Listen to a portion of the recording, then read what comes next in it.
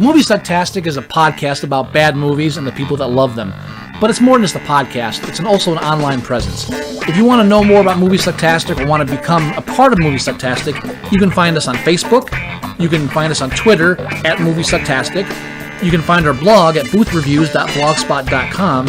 Or if you want to give your own reviews that we might use on the show, you can go to reviews.moviesucktastic.com and check out our own little lunch.com community for Movie Sucktastic. Check us out and become a part of the show, because the only thing more fun than a bad movie is sharing it.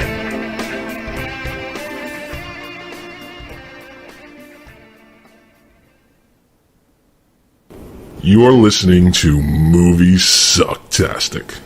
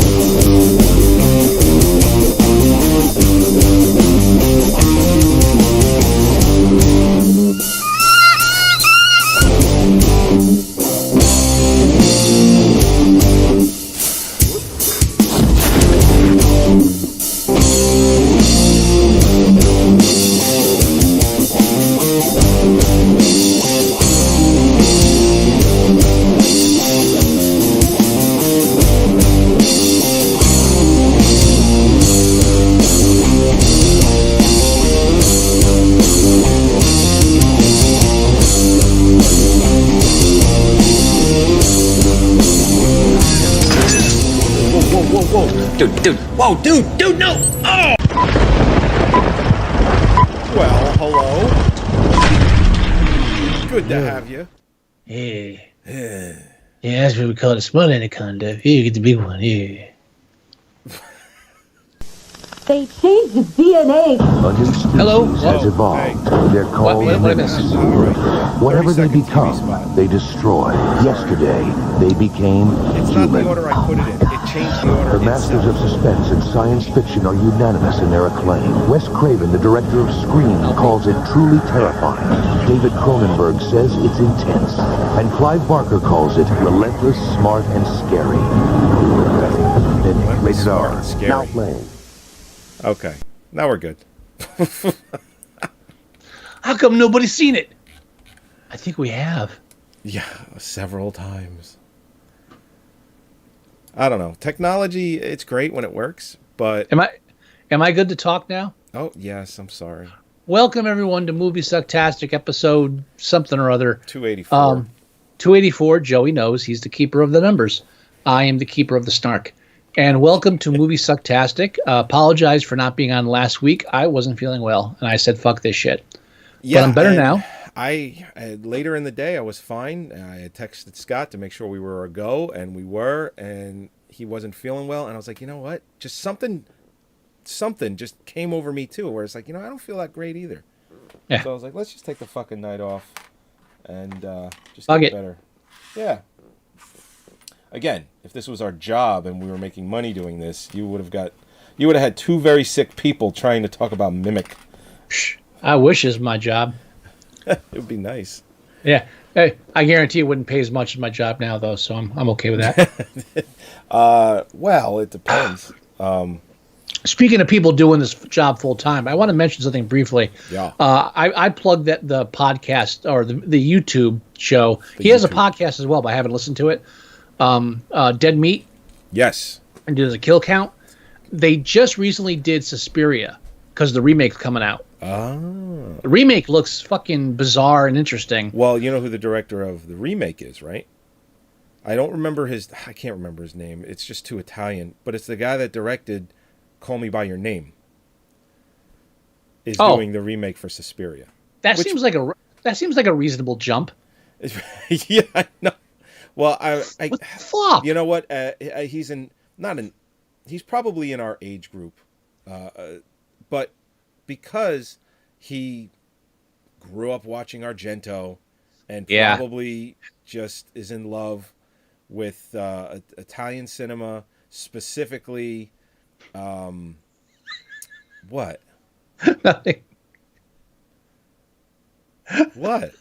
As I said before, my Plex has a category called Italian cinema, Oh, jeez. Yeah. and it's all just fucking shit.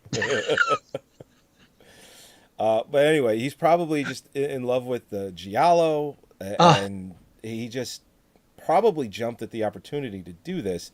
So that, even though he went from Call Me by Your Name to something like this, I just got a feeling that he probably is holding this close to the vest and wants to make sure to. Hey, all I know is I watched the trailer like earlier this week for the new Suspiria film, and it's almost unrecognizable to the original except for a few things. And thank fucking Christ, because I'm telling you, as a high schooler who was in love with Argento, as a 45-year-old, I'm like, this fucking untalented fuck. Now, all right, and before anybody gets pissed off, I just rewatched Suspiria because Kill Count was doing it, and Holly was like, "I've never seen this, so we should watch this together." Opportunity. An hour and then an hour into it, she's like, "I can't finish this," and I said, "I can't blame you, because his visuals, his color choice, his framing, just fucking beautiful. The shot in the ceiling, the falling of the ceiling. I mean, that alone. Right. The problem is he insists on writing his own scripts. Yeah. And that's a problem. For the love of Christ, it's like Kevin Smith. Let someone else write your fucking films for a change. Try just directing. Just give. Oh. Now, I read a little while ago, not that long ago, pretty much when the trailer broke for the first time, which was sometime in the summer, that Tarantino reached out to the director personally to let him know how much he loved his remake of Suspiria. Oh, really? Yeah. So if Tarantino is coming out saying it was something special, it might be something special. What? Tarantino's blessing doesn't sell it for me. Okay. But the trailer looked interesting. And again, I said the trailer looked like, he's like, okay, let's see what we can do with this with a real story. It's like, oh, good. Yeah. Yeah. But anyway, the only thing I wanted to mention briefly, and I have not yet, again, I'm not like embedded in this show like a teenager is, like my daughter. So I don't automatically like know where he's going to know if post something. I don't want to post on fucking YouTube, but I couldn't find his emails. Like, all right, fuck this shit. Wait. But my basic point was, during Suspiria, I'm watching it. It's been ages. And she's talking to the guy, girlfriend, or the boyfriend of his one friend of hers that disappears. Mm-hmm. And I'm like, I turned to Holly twice. I said, look, a young Udo Kier. It's like, look at those eyes. Yeah, it looks like a young Udo Kier. I said it twice, right? And I'm like, wait a minute. I look it up. It's Udo fucking Kier. And so what pissed me off was, wait a minute. Not only does, and I love the guy. I don't even remember his J something. Jay Jance, I think. I forget his name. He's great. I love him.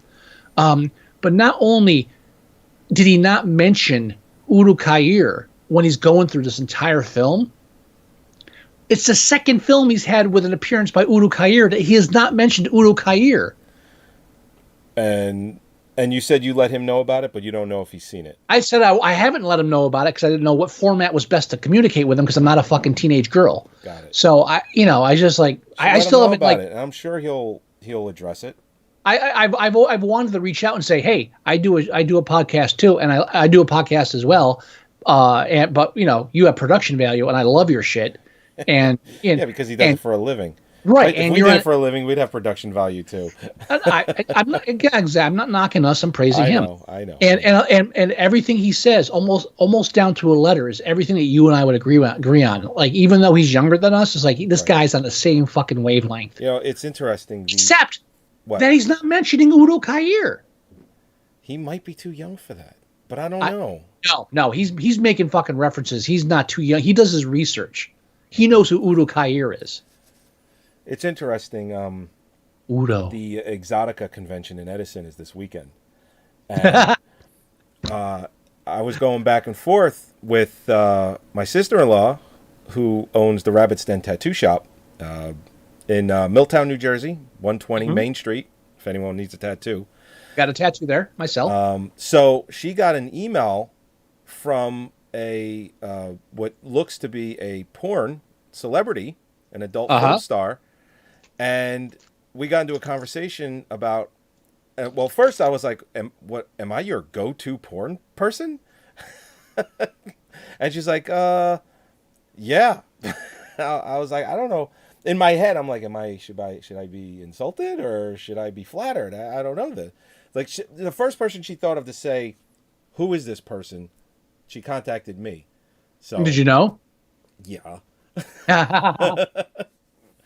But anyway, but there's a younger person that works in the shop, and he's only like 22, 23 years old. I said, he might have known too. And she's like, he hasn't seen Ghostbusters. I can't trust him. Jokingly, of course. Everybody loves this kid. But I was like, yeah, he hasn't seen Ghostbusters? Yeah, I can't. Can't either. So I get the young reference. Like there's a kid that I work with who hasn't seen a lot of things either. He's seeing stuff because I've added him to my Plex. And I've recommended stuff. But it's that age gap, It's like this I don't even know why 15-year age gap. Yeah, I feel like I'm like a grand, like in my perspective, it's like I remember when Get off my lawn. When we used to do the 2-step down and pay a nickel for gin. The fuck you talking about, Grandpa? No, I don't. You will. We called it a sloppy Susie, and you only got it on Tuesday. I don't want to know what you're talking about. Don't want to know. All right. Don't want to so know. I sidetracked, but I wanted to bring up that and Udo Kier. But today on Movie Sucktastic, we're reviewing Joey's challenge to me, which was Mimic. From 1997. And I have Guillermo two. del Toro. And I'm just going to tell you in advance, I have two choices for a challenge back to you, and I might let you decide. Okay. Because I like them both. Okay. Oh, man, I'm excited now. I like it when there's multiple choices and there's a deciding factor. I bring that to you sometimes, and I like it. I might not let you choose either. I don't know yet. But I mean, that's the whole point. You're supposed to choose. Well, the week before we had done The Nest, which was a killer cockroach movie. Yes. And so Joey recommended Mimic, which is a giant killer cockroach movie. Yeah, it's which I don't have a copy of, so I have to get one. Now, there's a director's cut. Are you aware of this? That's the one I watched to review. No, you did not. Yeah. No. Yeah. That was the director's cut? Oh, you mean of The Nest? No, of Mimic. Yeah. Did you watch the copy off my Plex? Yeah. That's the director's cut. What was different from the original? Dude, I don't know. It's 6 minutes longer. That's it. I got to go back and watch the theatrical. Theatrical is like an hour 45. This is an hour 51. It must be all. I read a lot about. I read into a lot of Guillermo's issues with making this film. I'm sure it was edited for pacing. Anything added in might have just been extended. Now, well, the one thing I can say is Guillermo has a huge problem with second unit directing. Oh, really? He hates it. Yeah. And apparently his big thing with this film was that the second directing units were not only filming shit ignoring his like color scheme and thematic scheme, but also filming shit that he didn't want that the Weinsteins wanted. Oh, God. But we'll get into that later. But so I didn't this do was any real homework like that for this. I just did not have the time. I was hoping that you did, and yet again, you did not disappoint. Well, I wish I had the director's cut with the commentary to watch, which I did not. Mine didn't have commentary? Okay. I didn't check because I didn't know it was a director's cut. Because I didn't see any differences that I remembered from when I watched it originally. Usually, so I'll throw the poster on Plex so that it is signified as a director's cut. You didn't in this case. I couldn't find one. There's one out. There's one out there. Is there? Yeah, you failed. The Blu-ray is available on Amazon for $10 right now, or $9.99. Well, I'm just pointing that out. That's like $9 too much. Director's cut would hit with Guillermo's commentary. I thought about getting it because I don't have a copy of it. So there. Well, anyway, so you challenged this to me, and And I remember seeing this when it first came out and hating it. And I just rewatched it. I actually rewatched it this evening because yesterday was Halloween and we were too busy giving out full-size candy bars. That's right, motherfuckers. How was your turnout? We ran out at 8 o'clock. Wow. I ran out of 75 full-size fucking candy bars at 8 o'clock. I had to run out and buy a couple bags of fun size so we could last the last hour because the town actually has it from like 6 to 9. Oh, okay. Yeah, we ended up at Janie's near the Rabbit's Den, and we ended up in Milltown. And what a great Halloween town that is. It's just kids everywhere. Now, dude, there are sections where I live that are like that, but they're not all because this town is so huge. But the center of town, where they have all the parades and stuff, just mobbed with kids, and they do that until 8 o'clock. Dude, I love Texas. I love my new neighborhood. We easily had 100 kids. Wow, easily, and That's it was awesome. definitely more than that. And there's nothing better than me standing there, leaning over a little kid as they look up and say, "Wow, it's so big." It's just it's a great feeling. That is so fucking gross. But it's true. We had kids like, "Wow, we hit the jackpot," and like they're running down the driveway. We got full size. It's fucking awesome. That was me. That was all me. My wife Holly even admitted to me while we're out there, says, "I didn't realize it'd be such a big deal." Says, "I did." No, it is a big fucking deal. Full fucking size. And you know what? When you buy the fun size, it's not that much less than if you bought full size. No. It's really not that much less. No. So they're making bank on giving you less. Yeah. And I'm like, so these little kids are coming up with the little paddles. I'm like, thunk. Have a good night. Oh, wow. Holy shit, mister. Yeah. Yeah. and I'm not, and I wasn't kidding. One kid actually said, "It's so big." It's like, I'm getting a bellyache looking at it. hold my hands up. Wasn't me. Fucking awesome. So, did you dress up or no? No. No. But I did put Dead Alive on the big screen TV in the living room. Oh, really? Yeah, So Holly as they're hasn't seen coming it. to So the door, they can see this TV.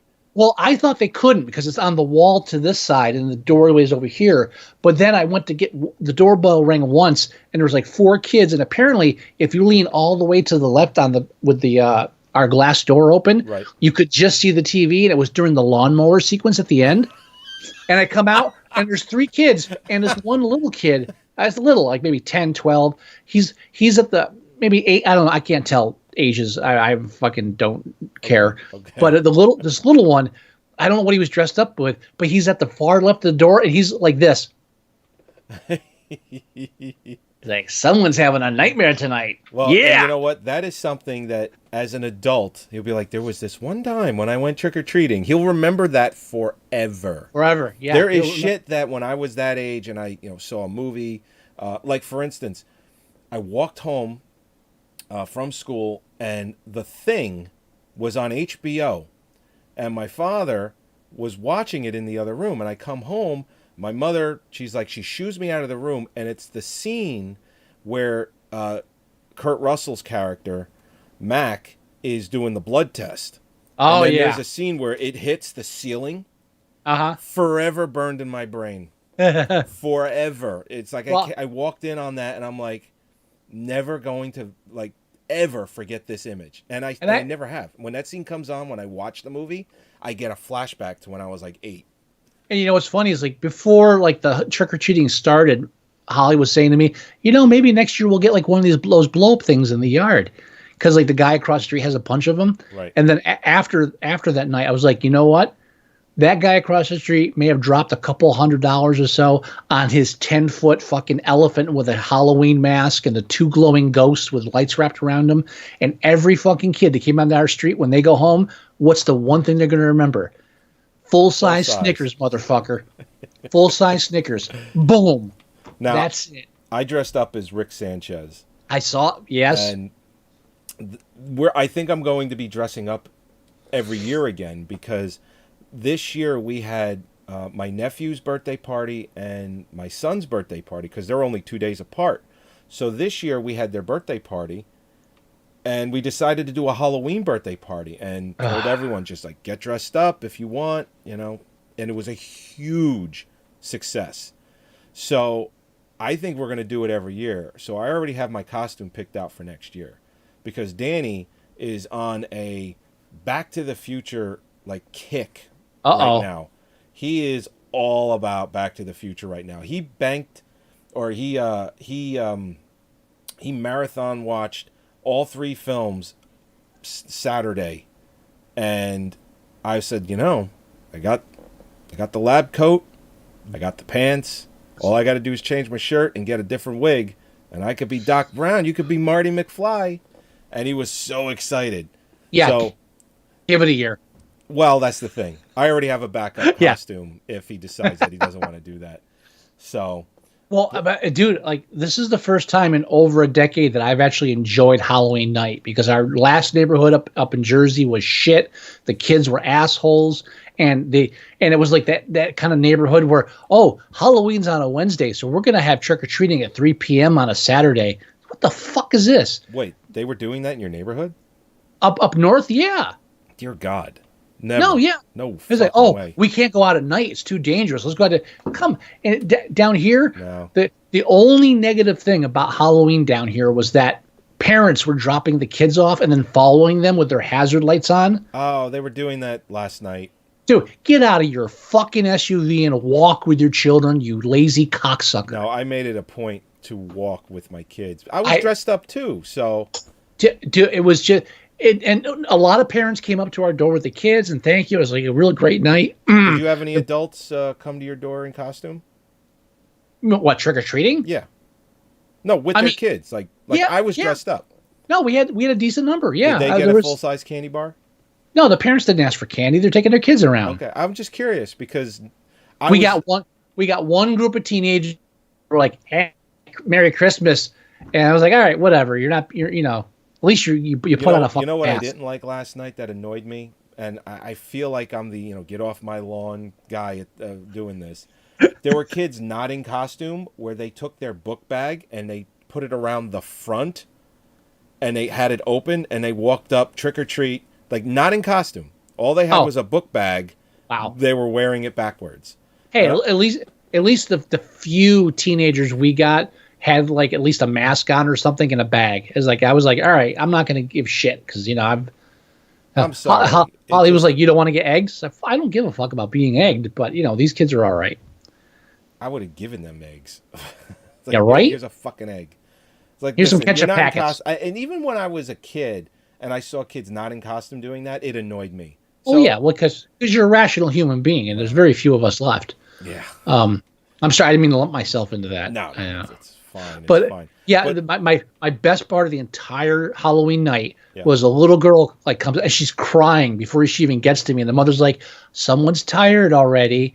She's all cranky, so she comes, little princess uniform costume, but she's all crying, and I put a Snickers bar in her thing, and she's like looks up to me, she's like little tearies. So I was like, I pull out an extra bag of M&Ms and throw it in, like her face lights up. Like, that's right, I'm the hero tonight. I'm the man. That's it. All the best candy. Fine, yeah, Full that's size, right. You come back bitch. next year. Full Would have been size, funny if you motherfucker. went to that little girl and you dropped it in there like you're dropping the mic. Full size, bitch. Yeah. Restraining order. I was sober that night, so let's not. Okay. Tonight, we're on my third glass of absinthe, actually. Ooh, nice. Did you do the sugar cube thing? Yeah, for the first glass. By the third glass, I'm like, whatever the fuck. No, it's only good for the first, because after that, you're like, I'm not doing that again. I'll tell you what. At least, unlike the time at your house when I had absinthe, this is still nasty, but I'm not fighting a gag reflex. I still have that bottle. It's on my bar still, with the strainer and everything. Is it still got stuff in it? Yeah. There's still some left. Yeah, don't drink that. That was fucking nasty. I don't know. Does that stuff go bad? I mean, I don't know. I doubt it. What's the proof on that? I don't even know. Well, the bottle I'm drinking tonight that my daughter procured somehow is 110 proof. Okay. That should last a really long time. No, we're halfway through the bottle. No. I mean, like I've had this bottle on my bar for 10 years. Okay. What? It was a housewarming gift 10 years ago. I bought like a huge like bottle of Bullet Rye like 2 weeks like a week ago. And then like last night my wife looked at it. I was like, "You're already like a third through that?" I'm like, "Yeah." I'm a large guy. Yeah. Well, she every time I say that now she gets angry, so I don't say that anymore. But what I said is I listen to the news every day.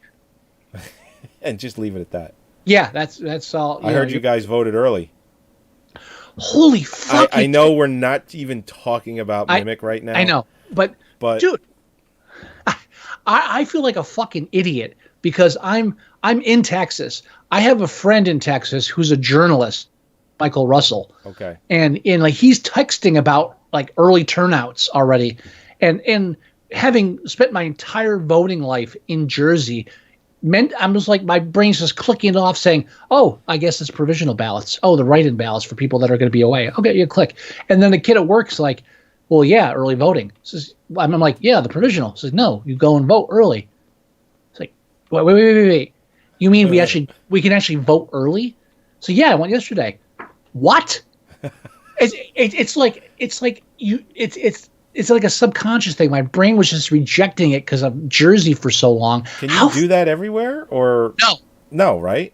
No, not every state has. It's not New Jersey doesn't allow you to vote early. No, not every state has early voting. But holy fucking shit! We voted? We went to breakfast Sunday morning, and then we got online a half an hour early, and we voted. And I was like, "This is fucking awesome." Yeah, I would love that because I have to figure out a way. Well, not figure out a way. I either have to do it before I go to work or as soon as I get home. And either one is inconvenient. But it's going to get done. But fuck. It was beautiful. I'm hoping traffic will be lighter. Lil voted on like Monday or Tuesday. Yeah, I saw. Yeah. Oh, I still don't understand why they allow Alzheimer's patients to vote. To be the people that you go to vote. Oh well, I don't understand. You know why? Because they're one of the only ones left that volunteer to do it. Why do we have volunteers at the election booths? What the fuck is this, dude? I don't know, but it's like it's like that where I live, and Holly and I like that everywhere. Holly and I went up at the exact same time. Driver's licenses, bam. I took 2 minutes longer because my driver's license didn't scan, which I'm assuming is because the first one I got had the wrong birth date. And the old lady that's manning this booth. What? How'd they screw that up? I don't know, but they fixed it. That's all I care about. That was actually easy too because they just said, "Oh, just email us." Like the thing said email. I went to the site and it said email us. Just gave an email address, no form or anything. So I emailed them and said, "Yeah, I got the wrong birth date." And then they sent me a driver's license with the right one. They didn't even confirm it. Jesus Christ! Like, how do you know it's the right one? But I got to go with 6 points of ID in this fucking state. Yeah, right. But no, it was a nightmare getting the driver's license, but having it corrected took nothing. Wow. The old lady, since she couldn't scan it, she had to do it manually, and she couldn't read the driver's license. And we had a spirited 2-minute debate over what was my first name and what was my last name. Really? I can't even begin to describe you. How was I? Scott, Wilson, Scott, Wilson. Is Wilson your first name or last name? Scott Wilson. So is it Scott, Wilson, Scott Wilson? This went on for a good minute solid, at least. But I still was able to vote. Let's be fair. Were you getting a kick out of it and prolonging it too? Because it sounds like you might have. No, because I didn't know what was going on until after we. It didn't occur to me till she. It didn't occur to me till she finally got to the address and I had to spell it for her. That I realized she can't fucking see the driver's license. Come on, please. But it worked out. We voted. I double checked everything, and it was like, oh, we still have the whole day. Yeah. Yeah. Awesome. I don't get Tuesday off. It's not a presidential election. I only get election day when it's presidential. That's because they don't. Your video just is breaking up and freezing on me real bad. Not my fault. All right, so Mimic. Giant Mimic. cockroaches. Yes, giant. This is cockroaches. this is Guillermo del Toro's first American film. You're a cockroach. Right. Now, it's his first American film. Right. So actually, I wanted to pull up. Did he do? He did. The Devil's Labyrinth. He did the Devil's Backbone. He did that after this. Actually, he did that. He didn't do anything for like 4 years after Mimic, and the next thing he did was the Devil's Backbone, which makes fucking sense because you were talking about how they're fucking with his shit. Mm-hmm. So it makes complete sense that he went back and he did a Spanish film, and it's like, yeah, because he had total control over it, and that's why it was awesome. Mm-hmm. Yeah, I mean, and it depends on what credits you're looking at. But the directing credits, yeah, he did Kronos. Well, Mimic was only his second film ever. Right. Not even just American. It was like his second movie ever. He did Kronos, and then he did Mimic. So I can understand, the Weinstein... Ignoring his short film and TV work, yeah. Yeah. Well, and the Weinsteins are like, listen, we're putting a lot of money on this guy. He's only made one other thing. We want to make sure, blah, blah, blah, do it this way, do it that way. This is what we want. And I could see, because he's really, if you think about it, breaking in to the American cinema, and they're like, yeah, we're going to do what we want. We could push this guy around. Here's why I want to buy the $10 Blu-ray director's cut, which I was unaware of until recently, is that he discusses in detail and in recent interviews how much he fucking hates Harvey Weinstein. Really? Yeah. Apparently Harvey Weinstein did to this film what he's been doing to women for decades. Wow. Yeah. One beautiful thing was that Let's see if my copy has audio commentary. I don't think it does. I'll look. I haven't checked, but if it does, I'm going back and watching it again because I didn't realize it was the director's cut. Yeah, I just grabbed it super quick. I'm sure I could get one with a commentary. And I haven't seen this since it came out. This is not a film you go back and rewatch. Me neither. So I haven't seen this film since what year is it? 97? 97. I haven't so I haven't seen this film in 30 years. 20 years? Oh. 20 years. Yeah. Jackass. 21 years. Yeah, I haven't seen this film in 2 decades. So I'm watching your copy thinking, "Oh, this can't be the director's cut. I recognize everything." But it's not, because his director's cut wasn't about like scenes as much as it was like again, colors. He has a different vision. And again, this is your Academy Award winning director of Shape of Water. That's right. So, there's a and that is a beautiful fucking film. Yeah, and as far as if you can even call it a stain, because the movie it's bad, but this is probably it. I know you'll talk Blade 2 and whatnot, but this is probably the worst thing he's ever made. Well, let's be fair. After he does this shit, and they say, "Hey, want to do Blade 2?" Say, "All right, I know what you fucking Americans want." Now, the lead actor, Jeremy Northam, right? Northam. That originally he wanted a African American character to play that role. He was told point blank, and I quote, "Americans cannot handle a biracial couple." Now, this isn't Weinstein the 80s. Can't handle it. Right. This isn't the 80s. This isn't the 70s. This is 97. Yeah, this is late 2000s. Or I'm like late 90s, too. I'm not saying that racism didn't exist in 97. I'm saying America had already grappled with the concept of biracial couples by 97. Like, America's good. This was not a new... Don't be a part of the problem. Be a part of the solution. Oh, yeah. So, like, they fucked with everything from the original Originally, this was supposed to be a short film. Oh. I could see this working as a short film. It was supposed to. It's based on a short story, and it was supposed to be part of an anthology. But then the Weinsteins were like, "Oh no, let's make this a movie." And then his concept was totally that they're the ones that changed it to cockroaches. He had some other kind of insect, like a beetle or something. And then Guillermo did. Yeah, and I read some transcripts. Some people like just actually write transcripts from the audio commentaries and post them online. It's a thing. And so I read some bits and pieces here and there. And there's one part in the audio commentary for this where he's describing how he's like pitching this, and he's at this like producers meeting, and somebody's like, "Hey, it's New York. Let's do roaches. Roaches, New York City. It makes sense." He's like, "Hold on. Oh, no. Roaches, killer roaches is like a Z movie thing.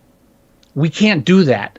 If we do killer roaches, we're going to be making a giant killer roach movie. This is insane." Guy's like, "But New York, roaches, it makes sense." It's like, "Oh, fuck." Yeah. And he's like, "No, this is a bad idea." So he's dedicated to doing it. But so the basic plot But the only thing that came out of it is Rob Bottin did the all the animatronics and the puppetry and makeup and all that stuff. And Rob Bottin is awesome. There's something about that I'll mention later. But let's get to the setup. The whole film starts with your typical, okay, let's set up the background of it. And so there's a plague spreading through New York that's killing children. Yeah, already what do they call it? They named it after somebody, and I wasn't impressed. Skitchers or the Sky. It was something like that. Yeah. It was probably the name of whoever invented it. It was like a person's last name. Like Skywalker's disease, something like that. Skywalker. And so you have this, because when you have a massive epidemic, you're going to take the time to get it was Strickler's disease. When you have a massive epidemic that's killing children, you're going to take the time to put them in a huge long hall with giant draping white sheets. When I saw that, I'm like, wow, that's right. Who's got a lot of excess linen and time? This is how we do these? It's horrible. And that scene Guillermo did not direct, by the way. Oh, really? Yeah, I know that for a fact. So this CDC guy brings in a botanist who's also a geneticist, I guess, and they design a killer cockroach that's supposed to be sterile. And it's supposed to die off in like 3 to 6 months, something in that range. So they make a killer cockroach that will kill all other cockroaches and then die off. And then they have the press conference at the end where they're explaining what they've done. And I'm telling you, halfway through, what? God damn it. F. Murray Abraham. Oh, I was going to say F. Murray Abraham, but I didn't know if that's where you were going with it. Halfway through that press conference, F. Murray Abraham's not having it. No, he's like... Yeah. He's like, "Oh, I'm out of here. No, this is not... No. F. Murray Abraham does not approve. No. F. Murray Abraham, why are you here?" Yeah. It's just... So, and then we cut to these people who have actually, during the course of her geneticizing killer roaches, they became lovers or husband and wife. And then they have there's some scenes where like they did this because it's American. Oh, the couple gets in the bathtub fully clothed because spontaneity. How many times have you seen that in a movie? Probably 20 times. Let's say the most recent one, Justice League. It was no. It was Batman versus it was Batman v Superman. Yeah. Say, the Kryptonian is spontaneous. Spontaneous. I got it. I'm almost done. You there? Have some more absinthe. Shit's nasty. It's like I haven't had absinthe since the last time was at the housewarming 10 years ago. Yeah, it's fucking licorice. It's nasty shit. That's why I got chocolate to chew Wasn't on. the sugar supposed to cut that a little bit? It doesn't. It really doesn't. No. But this is not even close to how nasty it was at your house, though. because at your house they didn't dilute it with water. I don't. They just poured it over the sugar cube. I don't remember it being that bad. It was. I'm sorry.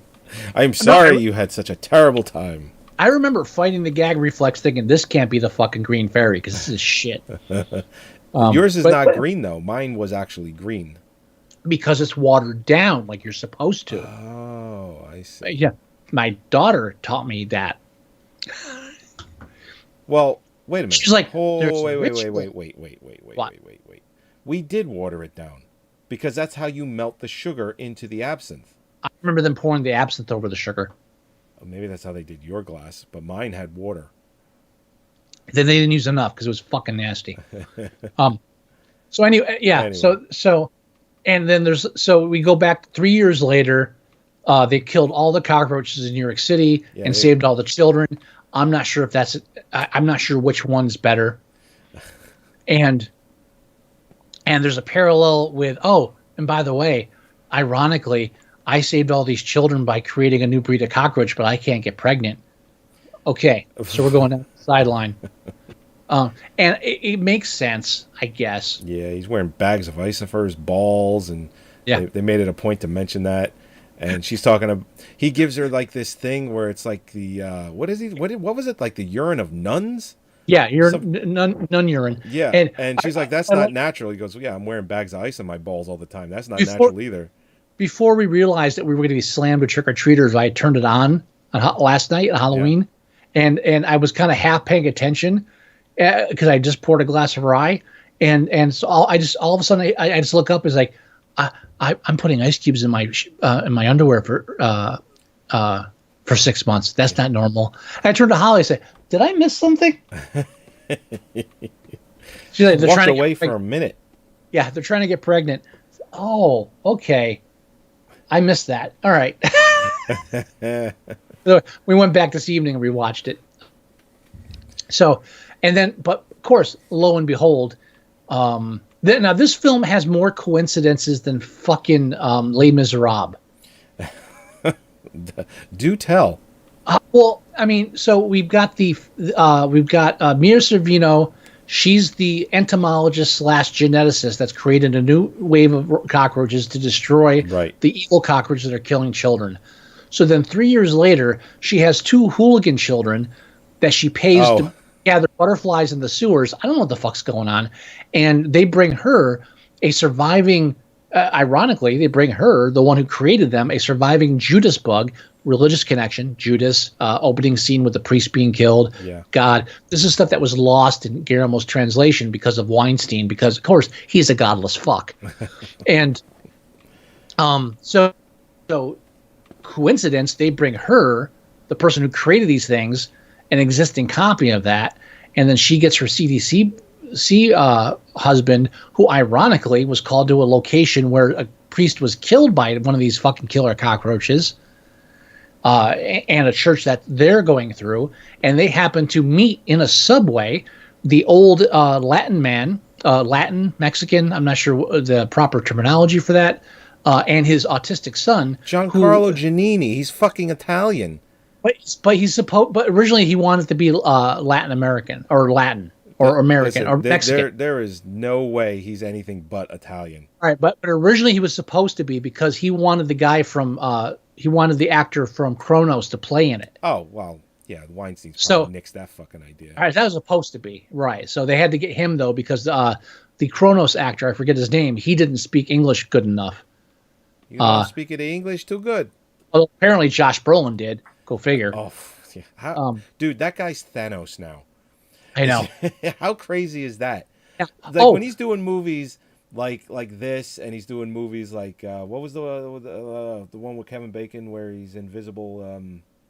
Hollow Man. Hollow Man. He's doing movies like that. You're thinking, hey, this guy, he did Goonies, and now he's just kind of a B actor.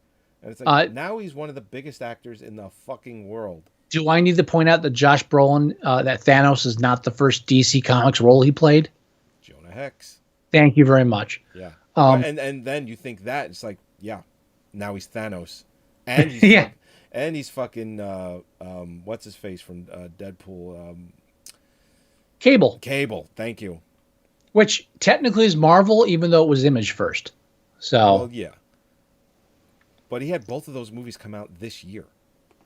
Hey, Josh is rolling. Fucking crazy. Brolin's rolling. Brolin's rolling. And the Sicario films. By the way, yeah, I watched the second one. I had the same feeling. I actually deleted them from my account. They weren't bad, but I just don't see myself watching them again. Oh, both Sicarios? Yeah. They were good. They were violent. They got my attention. But after I was done, I was like, there's nothing. I haven't seen either one yet. I really have to watch both. They're worth watching. Watch them. They're good. I did see the scene in the supermarket because I was testing the video, and I was like, holy fuck. Yeah. The first one opens with a kind of a similar holy fuck opening. Oh, really? They're worth watching. They're really good. They're really traumatic. They're really gritty. Why would you delete it then? You're just hard drive space? Well, no, just because when I'm done with the films, I was like, Then wouldn't that be most of our collection? Yes and no. They didn't leave a lasting impression on me. There's something about it's not for me. That's all. That's it. There was something about the films where they just didn't appeal to me. I can't explain it.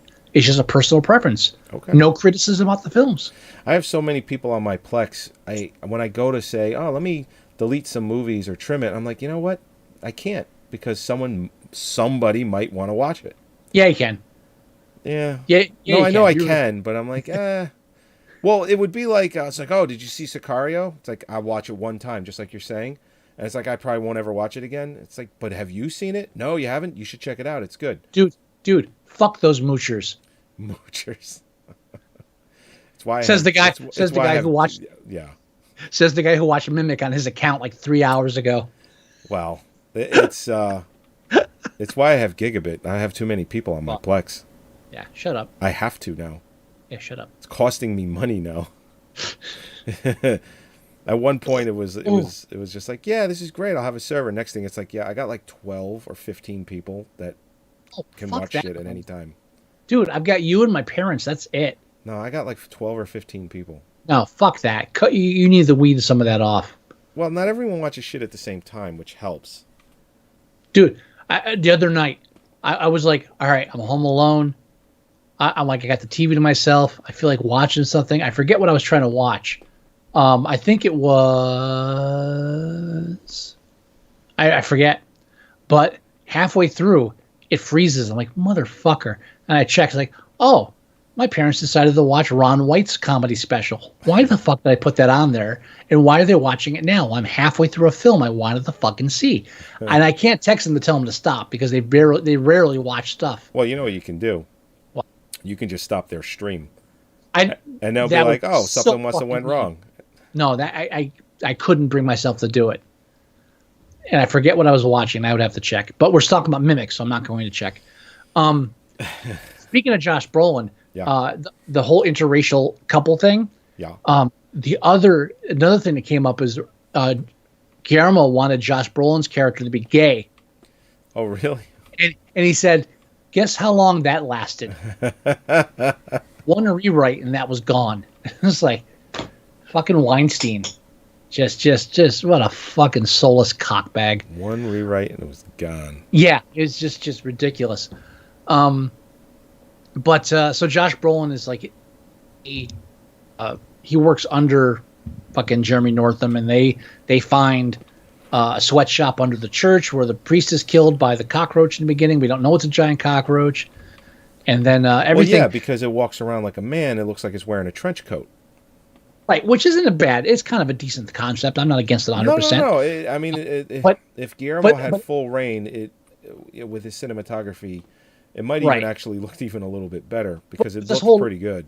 Yeah, but this whole Les Miserables thing. So you got the people, the old man and the autistic kid that can communicate with the cockroaches because he plays the spoons. Funny they shoes. They live across Mr. Funny Shoes. They live across the street from the church where the priest is killed. The CDC is called to the church where the priest is killed because there's shit on the ceilings. He's married to the woman that created the cockroaches that are supposed to kill the cockroaches that were going to kill the kids 3 years ago that are now breeding into super killers. They go to the subway.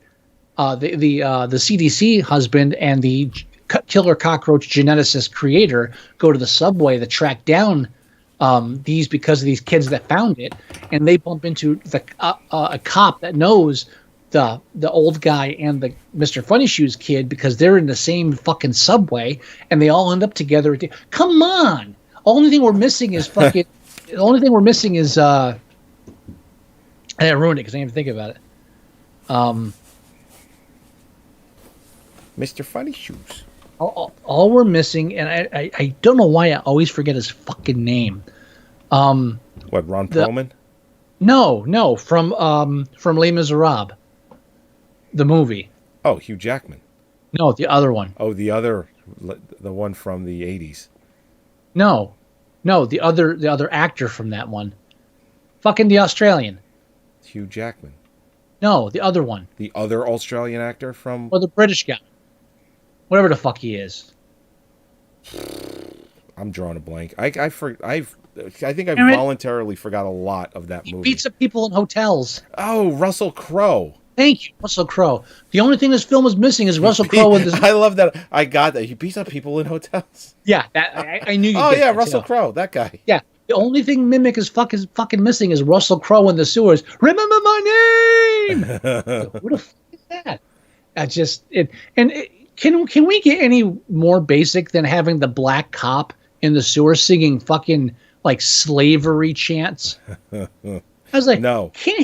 How come he's not singing like a pop song or something? Was that really? a Weinstein idea? I don't know where it came from. I was like, can we really not do that? Because, I mean, yeah, they wanted something that was like soulful. I mean, how about some old jazz?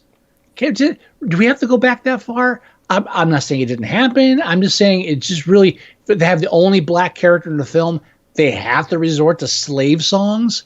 Come on.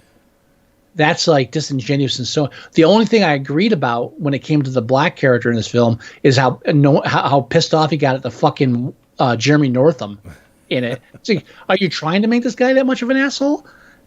It's like when they get stuck in the sewer in the subway together. They're like, listen, white boy, you gotta stop fucking barking orders at me. What the fuck? All right, cat. We're gonna beat the cockroaches with a wasp. What the fuck's going on here? Stop talking at me. Yeah, unacceptable. Unacceptable. But I mean, everything. There's a lot of cliche bullshit in this film, and you have, based on Guillermo del Toro's body of work, you have to believe, and his co-writer. Not leading up until this point, but after this, yeah, the body of work. Theory works, but up until this, you had nothing. You really just had Chronos. That's it. You had Chronos. Chronos has a lot of fucking weight. That is a fucking classic. Oh well, yeah, but that's the only thing you have going into this film. Nobody, unfortunately, knew how good he was for a while. Right. What I'm saying is, based on Chronos and everything he did after this, it's a motherfucking cat. This is a common occurrence. This is every week. Yeah. This is because I can't leave the fucking animal out. All right, I apologize. That's people. Okay. That's quite all right. Get the fuck out. Get the fuck out. Grab him by the pussy. So all I'm saying is that though, when you compare this, and also the fact his co-writer on this is a co-writer on a lot of his work. So this is somebody who knows his stuff. Oh yeah. It's not like they brought in somebody to rewrite his shit for him afterwards. He was involved in this stuff. But you just, a lot of the shit in this film, you watch it, and if you know Guillermo's work, you're like, he didn't do this because he had to. Oh yeah. Because he wanted to. He did this because he had to. There's a lot of cliche shit in here that Guillermo does not do in anything else that he has full control over. Yeah, I mean, he did want to break into American cinema, and unfortunately, this was the way in. And it's also, between this American film and his next one, it took 5 years. Because he did this in 1997, and then he did Hellboy 2 in 2002. And then he went from Blade 2 right to Hellboy. But then back to Spanish, doing Pan's Labyrinth, which wait. Did you say Hellboy 2 back to Hellboy? No, I misquoted. I meant Blade 2, then to Hellboy. Okay, sorry. Yeah. And then he went from Hellboy to Pan's Labyrinth, another Spanish-speaking film, praised by, critics everywhere. I think it even got nominated for Best Foreign Film. It didn't win. At least I don't think it won. And then he went from Pan's Labyrinth right to Hellboy 2. And then there's Pacific Rim. Well, but I forgive him that because that's his fucking Jurassic Park. Give him that. Oh, well, yeah. I don't. And you know what? It was entertaining. At that point, he's like, all right, I know what the fucking American producers, American audiences watch. Here's what you fucking get. So honestly, I don't hold that against him. I do love, like, during one interview, or I think it's like was it an interview or was like a speaking engagement, he said the two worst things that happened to me in 97 were that my father was kidnapped and that I made Mimic with Weinstein. Oh God, his father. That's right. Because they're really bad with kidnapping and ransom, and that was in Mexico, I believe, right? Yeah. Gee, and I wonder why people are trying to, like, run through the desert to get to here. Yeah. Gee, and Guillermo said the two worst things that ever happened to me in my life were at the same time were that I made Mimic and my father was kidnapped, and trying to decide which is worse. Oh, yeah, because his father lived. So. What he said was, at least with my father's kidnapping, I understood their motives. That's some fucked up shit right there. That's some fucked up shit. But there was one thing. I've got a couple of things that I looked up, and I'm trying to find the one because I want to quote it directly because this is fucking hilarious. Okay. It's not this one. Right? I'm looking at his. Resume of films. He has only made 10 movies. That's it. Doesn't matter. He got the Oscar.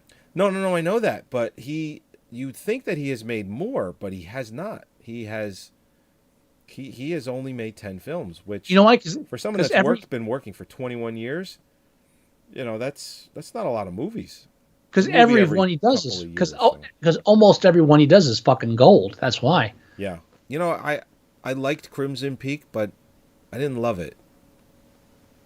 Visuals were amazing in it, and it was a good film, but it was one of those films where it's like, I could see myself never watching this again.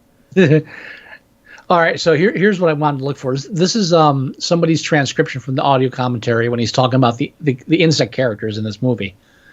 I'm not going to do any accents, but I'm going to read this real quick. Okay. He said, the mimics used to have antennas, but the feedback we got from the studio was a raging phone call where they said, they look like bugs. The mimics look like bugs.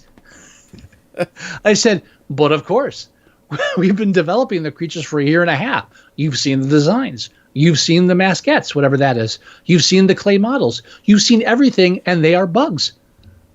Well, can you make them more like aliens? And I said, I don't want to make them more like aliens. At this stage, we already have functioning puppets with radio-controlled servos, animatronics. What do you mean redesign them? And somebody said a really great line. They said, can you make their teeth bigger? I said, they don't have teeth. Well, show more of their gums. I said, they don't have gums. They have a multi-part mouth system. Well, can you give them crazy hair? Crazy hair? They don't have crazy hair. They are insects. This is the Weinstein fucking machine at that point. Crazy hair. Yeah. Now you know why Roberto Benigni took the Oscar and said, fuck you people, I'm making Pinocchio. Which, you know what's funny? Guillermo del Toro is attached to directing Pinocchio. Is he? Yeah, it says right here, announced. But here's the thing. Benigni wins an Oscar and does Pinocchio. Guillermo del Toro wins an Oscar, he's doing Pinocchio. I think it's fucking gold. I love it. I love it. Oh, the only difference is Guillermo did an American film technically, and now he's doing Pinocchio. Benigni did an Italian film, and then Hollywood was like, "Oh, come here," and it was like, "Fuck you, people." No. Say what you want about Benigni. He knew. He's like, "I'm not working with you, motherfuckers." Roberto. I love all of you. I want to make a love to all of you. I still have to make my wife watch. Have you ever seen A Night on Earth? No. It's an anthology. It's like 4 different foreign directors, and it's about it's cabbies at night. Oh, that sounds fun. And there's a whole I don't know who directed it, but there's in Italy as a cabbie at night, and he picks up a priest, and it's the funniest fucking thing in the world. Really? Oh, just because he's like starts confessing to the priest and about having sex with sheep, and it's fucking hilarious. It's awesome. It's a ba. Just fucking The best. I mean, you know what? The only reason Benigni got any kind of shit in America was because he turned down Hollywood. That's when they started talking smack about him. Oh yeah. Yeah, Good for him. Life is Beautiful. He was a genius, and afterwards, like, oh, this guy, this Italian guy with wacky stuff. So yeah, he probably made the best. He made a comedy out of the fucking Holocaust. Fuck you, he wins. Seriously, hands down. That's a movie that could have won Best Picture, like regular nomination for Best Picture. It won foreign. They did that on purpose because they knew they weren't going to nominate it for Best Picture. Right. But it at least won the foreign. You know, I want to look at, since we're talking about Roberto Benigni, what has he directed? Has he done anything? I'm not he sure. did a film that my father and my mother absolutely fucking loved called Johnny Stecchino. Johnny Stecchino. Yeah. He's a scam artist who's conning the government into paying him disability because he can't stop moving his arm, and he ends up pretending to be a mobster called Johnny Stecchino. It's not the greatest film in the world, but it's fucking funny. Johnny Stecchino. I love that film. He also did one called The Monster, where right. everybody thinks he's a serial killer. Wait a minute. Apparently, he's also going to be in Pinocchio, and it's the Guillermo del Toro version of it.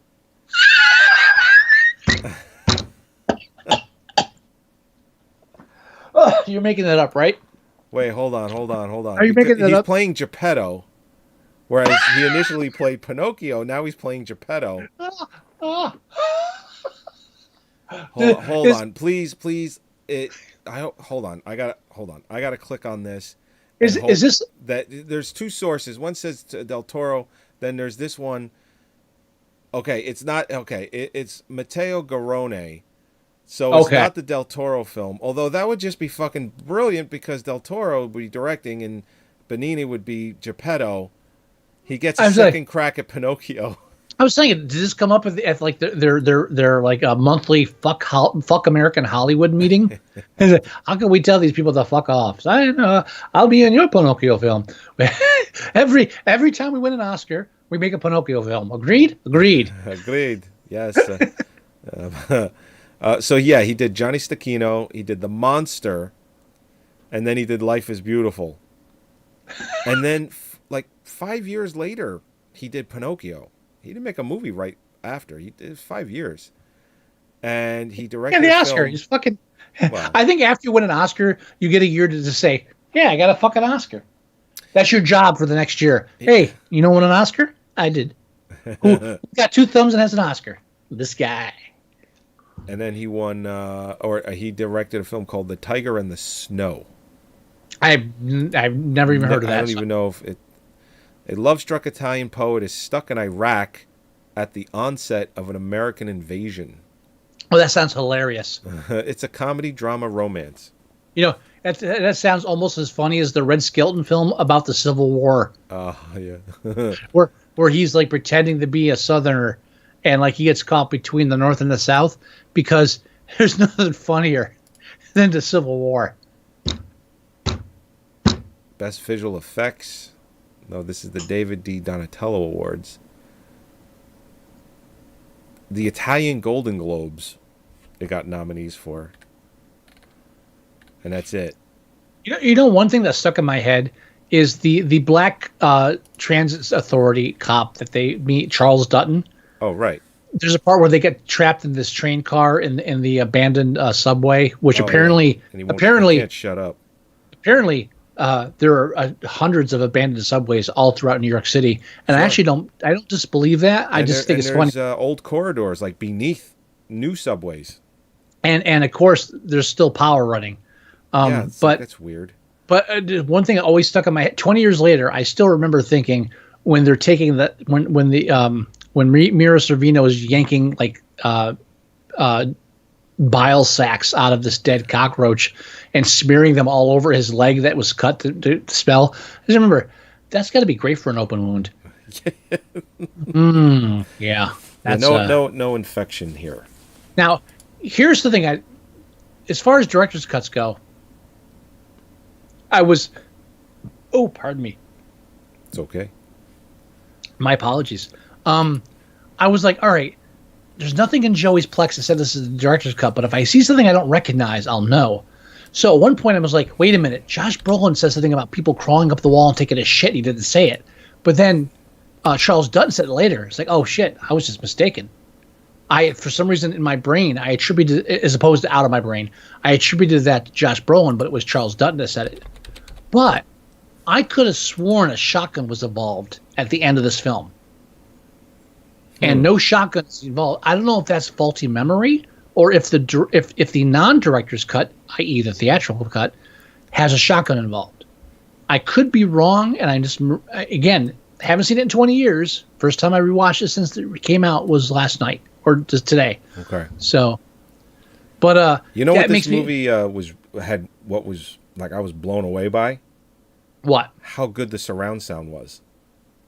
I didn't watch it with true surround sound, so actually Let me tell you something. That shit is utilizing every channel. It was impressive how good the surround sound was on this. My great room has surround sound. My gaming room, which I watched it earlier today, just has the sound bar and a subwoofer. So I actually had to turn it up when there was dialogue scenes, quiet dialogue scenes, to turn it down when there were action scenes. Oh, okay. So I don't have full surround sound in the game sleeping? room. No, I just didn't have full. I don't have full surround sound in the game room. There was such a contrast between, I have ice in my underwear for 6 months, and bam, bam, bam, bam, bam. There's too drastic of a change there, so I had to dial it up and down depending on the scenes. Well, but I haven't watched. I actually didn't have that problem, and I really enjoyed the sound. Well, again, my great room has actual surround sound built in, but I didn't get to watch it in there. So that maybe I just don't have the setup properly. And you know me, I'm not huge on the sound. My father, forget it. I love it when the sound is good. Yeah, I get yelled at for when the sound is good. Yeah, I know. It's too loud. Yeah. It's like, why do we have this? Tell me. I want to know. To the point of where I either A, have to spend money and get smaller ceiling speakers so that I can fit a dude, just wear the headphones. A soundproof box. Just wear the headphones. I gotta buy surround sound headphones, or else I can't get the same effect. Do it. It's worth it. It's either that or here to complaining. I don't want to wear headphones. I don't either. Not hearing shit around me. I don't either, but I don't want to be yelled at either. So you got to pick one. Nah, I'd rather get yelled at. So I can put soundproof boxes over the cone of the speaker, so all the sound goes into the box, not into the upstairs. Now, I mentioned. Now, you know who was a second unit director on this film? Somebody famous now, I guess. Rodriguez. Oh, get out of here! Really? Yeah. And apparently, Guillermo del Toro did not like Rodriguez's work on his second unit production. Good. You know what? Good. Fuck that guy. Well, they're different filmmakers entirely. Very. Yeah. But like Guillermo, throughout his commentary, just pretty much says that he doesn't. Because this film convinced him that there should never be second unit directors. That the main director should direct fucking everything, because he's very controlling about the colors and the theme. Right. You know, again, if you've seen Shape of Water, and appreciate it on a cinematic level, you understand what he's talking about. He's very controlling of every aspect. He's telling a story with colors, motherfucker. So does he have to have a second unit director, because maybe the actor, director, and pretty much every guild there is for Hollywood kind of requires it, and he kind of gives them limited work, or does he just do everything? In this case, part of it was you're working at the behest of the producers. So the producers are like, okay, we have this much money, we have this much time. You need to send second units out, and they recommend directors, and this is that. So apparently, he was unhappy with Rodriguez's work. But again, because Rodriguez wasn't, and what happened was too, a lot of the shit that Guillermo didn't want in this film, that the Weinsteins wanted, the Weinsteins would have the second unit people shoot. Yeah, that's not cool. Yeah, that's why his director's cut is basically he went through and took out all the second unit shit. That's basically his director's cut. His director's cut isn't, oh, they cut this scene, they cut that scene out. So yeah, this scene didn't have the right fucking colors. I cut that shit out. So how come the film is 6 minutes longer then? Well, because Does there's he have probably alternate cuts that he directed that he put back in? most likely yes. I haven't watched both of them because I didn't even realize I was watching the director's fucking cut. That's how subtle the changes are. Again, 20-year span, I watched a film and I couldn't tell the difference. I'd have to actually watch them like one after the other to tell the subtle differences. But Guillermo del Toro is a subtle director. He's a subtle filmmaker. Everything he does is precision and fucking mathematical. He's doing things very specifically. So it's for him, it's a huge deal when, okay, the second unit goes out and they shoot the scene, but they shot it from this angle and they didn't use the color scheme I had, and that ruins the whole fucking theme, and you're fucking wrong.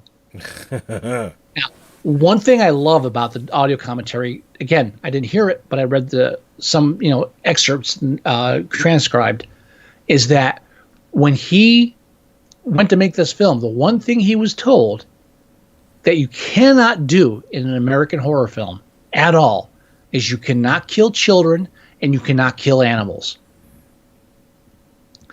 So, wow. So there's a scene that I'm talking about. Yeah. And he said specifically, I did that scene to spite them. It's because they said no. Yeah. He's like, I think and I'm paraphrasing, but I think he even said, like, paraphrasing wise, it's a petty win, but I still feel like I won that one.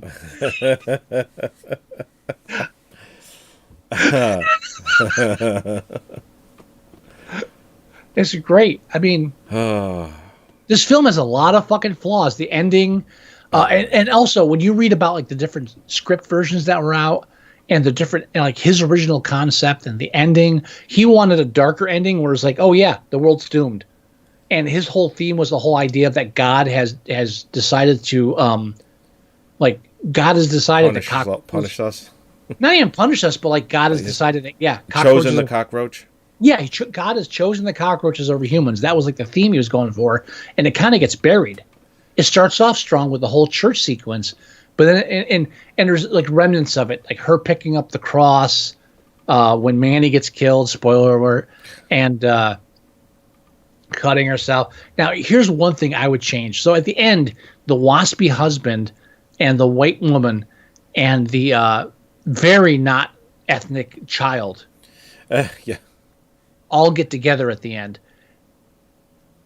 If you're really playing the idea that God has turned his back on man and has chosen the cockroach as his successor, and we're talking about like one race being overtaken by another, if you take the whole idea of her being infertile, kill the husband off.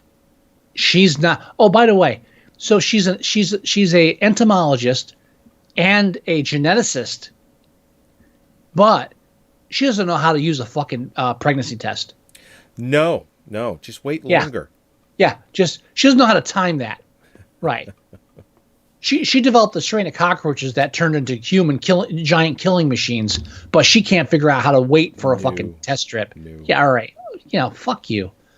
But the ending should have been her husband dies, and she's stuck with the autistic kid, and she can't have children. And it's like, yeah, this is where the species ends. Seriously, there's your fucking ending. Now, Guillermo had a different kind of ending where they're like in a subway and like there's like that kind of horror film hint at the end where it's like, oh, the cockroaches aren't dead. The end is coming. Like I think like the kid plays the spoons and you hear it clicking somewhere off. Right. Something like that. I was like, just go more basic. It's her and the kid. Because in this ending, she finds out she's pregnant. She finds her husband and they're hugging, and then they pan down and like totally ignored by them as the kid hugging them too. I'm like, that kid's gonna be in a foster home by the end of the fucking week. She's got a kid coming. You don't mean shit to them. That's right. Seriously, did anybody think about that when they were writing the screenplay? No. Like, oh, we kill the old guy and we leave the kid with this young white couple, but who has been struggling to have a kid. Say, oh, they'll raise them as their own. So no, they got their own coming. She fucking her test strip was positive. This kid's going into the fucking system. No fucking way. But don't worry, we killed the black guy, so we're good. And this also had an extremely young Norman Reedus. Who? Norman Reedus. He played Scud in Blade 2. He's in The Walking Dead. He he was the sewer guy. Boondock Saints. He was the sewer guy? Yeah. That's Norman Reedus. He's I didn't place him. 20-something. I didn't place it as him. I didn't even think of it. Okay. Yeah. Extremely young. Baby face. Norman Reedus. Yeah. It was like, holy shit. When I saw him, I forgot he was in this. I saw him. I'm like, oh my God, he's so young. All right, I'm looking at it now. That was his first film. Was that his first movie? That's what I'm looking at right now, yeah. Well, I guess Del Toro, he was taken by him because he put him in Blade 2 as well. Sure. You know. He's Italian, English, Scottish, and Irish descent. At that point, why do you even bother mentioning them? When your ethnicity like branches off in more than 3, don't you just say fuck it? Fuck it. I mean, I'm used to saying that myself, being a white honky. White honky. I'm like you go back far enough. I'm like you're Indian, European, Irish, Scottish, whatever the fuck. At this point, I'm just a mutt. It doesn't even matter. I'm my own race. You're making up races. Well, I'm saying, like, if you go Italian, English, Scottish, Irish descent, that's 4 different countries. Why? How are you even choosing at that point? Just give it up. I agree. Some of us aren't lucky enough to be purebreds like you. I haven't taken one of those DNA tests, but until I do, yeah, I guess you can consider me a purebred. Don't do it. It never works out well. No, I hear it doesn't. I thought of you, by the way. We were watching a Family Guy the other night. Uh-huh. And it was Stewie doing time traveling. And he's introducing, like, the past of different cultures. Oh, okay. And he went, oh, and this is the ancient times for Italy. Right. It was just a bunch of cavemen banging a rock saying, yo, vowel sounds, yo. All right, I'm on board. Yo, you ain't driving so good. Yo, you eating? How you eating? How about this? Oh, one night see this calamari. Dude, one night we told Alexa. Oh no. We said, Alexa, play Italian dinner music. And I swear, everyone was everyone. There was like 2 fast ones and a slow one. I was like, wait a minute. Every one of these songs is da da da da da da da, but just like a different speed. What the fuck is going on here? This isn't right. Oh my God.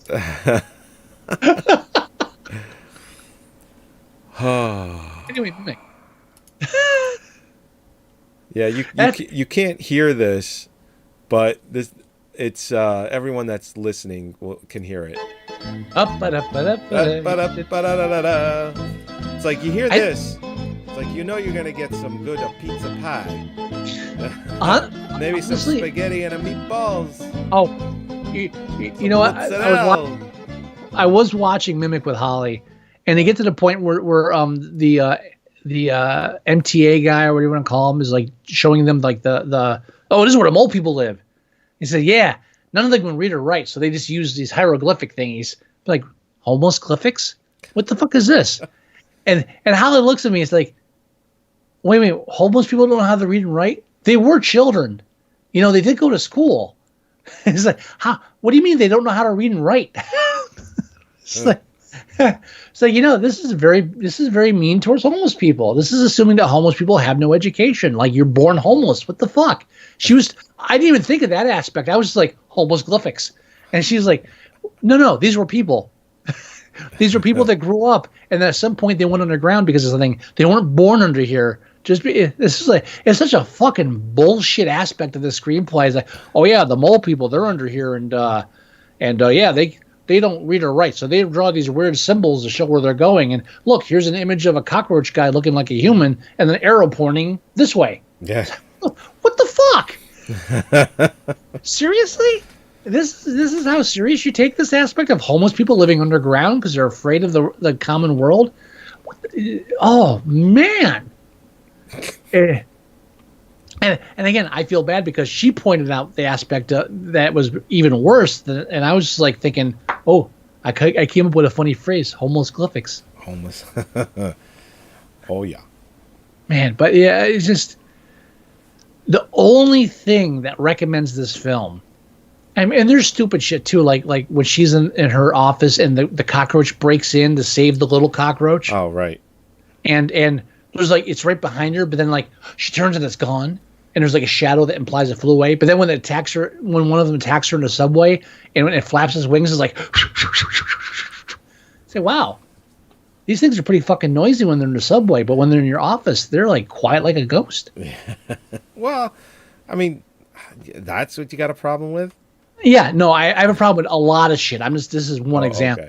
Okay, one example. Okay. How about this? How about the kids that she pays to bring insects to her all the time? She spends the time to go through each butterfly individually, but then they say never opens the box. Then they're like, "Oh, here's the weird one." Says, "Oh, well, just put that over there, and I'll ignore it." Really? No, she didn't bother. The one they made all the fuss about, I'm not even going to look at that one. Let's go play with this cricket here. I figured out how to save us from like spreading pesticides in cornfields.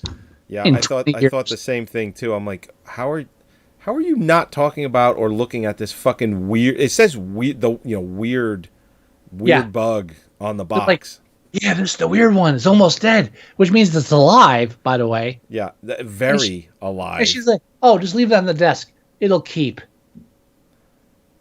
What? Maybe this is why she saved New York City's children from death, and she's working in a fucking museum in a small office. So really? She's not like working at like the White House now as an advisor or something? Yeah, she created a genetic strain of insect that killed an entire population of cockroaches in New York City and saved all their fucking children. And it's like, oh yeah, well you're still working in the city now. No, yeah, she's not like an ambassador or something or working. Yeah, really? She should be set for life. Yeah, she's not like working in some like underground trust where like we need to clone Hitler. No, it's like no, yeah, no. She created a mutant strain of cockroaches that saved the world's children at least. Let's just, we'll leave her at the fucking Met. And that leads me to one of the two choices for my first deal. Well, do we want to rate this first, then move to the challenge? We probably do, yeah. So it currently sits, I think, 5.9. That is correct. 5.9 on 41,000 votes, which is actually quite a bit. Mm-hmm. So the average score is a 6, straight across the board. It's the most votes. 29.8% of everyone that voted for this gave it a 6. Mm-hmm. So I don't think it's good enough for a 6. I agree. I'm thinking more along a 5. I think it's a very average movie. I've got an artistic chubby for Guillermo myself, but this film obviously is just like the epitome of Hollywood fucking with true artists. Yeah, exactly. And the fact that he has gone on to do some really amazing stuff proves that he doesn't deserve this film turning out the way it did. But a 5. The funniest audio commentary story I found was that one of the producers came to the set when they're shooting the subway sequences. Right. And they had built these subway sequences sets, right? So from the outside, you have the shell of the build, like the subway and the domes and stuff, right? Right. And inside, it's a fucking movie set. Okay. So this movie producer, a producer of movies, someone in the movie industry who makes films, Guillermo brings him in, and he's like, all right, so this is our subway set. And the guy looks at the outside. Oh, no. This looks like a fucking submarine. It's like, well, yeah, the subway's inside. We can't film this. It looks like a submarine. This is horrible. It doesn't look like a subway. It's like, it's not. So he eventually gets him inside the fucking set and shows him, look, here, inside. This is where the subway is. And he looks like, oh, this is great. This is much better. And as he's leaving, he tells Guillermo, promise you're not going to film anything on the outside of this. and Guillermo says, this is basically every day of the shoot. This is my everyday struggle making this fucking film. It's a 5, but none of that 5 rests on Guillermo's shoulders. No. And I still love that. It's like the only Spanish name I can actually pronounce. Guillermo. And I was actually trying to think to myself, did the Weinsteins actually call him by name, or did they fuck it up, or probably just call him G? Hey, G. Yeah, I was like, what nicknames did they give him? Like, Jerry, or they probably just like Mr. Del Toro. It's like the safest thing. I can't see any of these. I can't see Weinstein going Guillermo. Fuck these you gotta people. roll those L's and R's. I can't roll it. Guillermo del Toro. I can't roll. There's that one part, one of Gary's songs, where he rolls his L, and I was like, I can't fucking do that to save my life. I don't know how he did it. I was like, I can't roll an R. I can't. I'm not bred that way. Robusto. Yeah, I'm too pasty white. I cannot. Is that what it is? Yeah, it's really what it is. No ethnicity in you. It's the pure crackerness of my bloodline. Pure crack. That prevents me from actually having any kind of depth to my pronunciations. I get it. You'll be fine. Yeah, but you ever notice that too? Like sometimes when people like you introduce yourself, like you have like a name like it's like Jonathan, right? And some people's like, do you ever go by Johnny? John. So are we negotiating what my name is? I've heard that. I'd not like me. To call you Johnny. It never happens to me because I have like one of the simplest names in the world, Scott. And there's no ever like, the only thing you ever get is Scotty. Like, yeah, maybe someone will say Scotty on the side, and then you punch them and they stop. But like, right in the face. Like if your name's like if you have like a name that has multiple syllables, or it's like, I'm Jonathan. It's like, you ever go by Jonathan? You ever go by Johnny? About JJ. Ever call you JJ? I was like, it's like, dude, how about just call me that? When we introduced ourselves, I gave you my name. How about repeating that back to me and shutting the fuck up? It's the weirdest fucking thing. It just occurred to me. It actually just occurred to me today, and I had to share it with somebody. And you're the lucky one. Thank you. Yeah, you're welcome. But yeah, 5. I think 5 is good. Sense. I'm good with a 5. Now all again, right, so one of the slides that I have is the laser disc. This was a very big laser disc back in the day.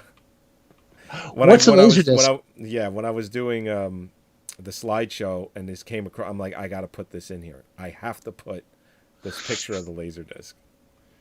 Nobody knows what the fuck it is, but so once again, I can't get to the demographics on this. I don't know where you're getting this.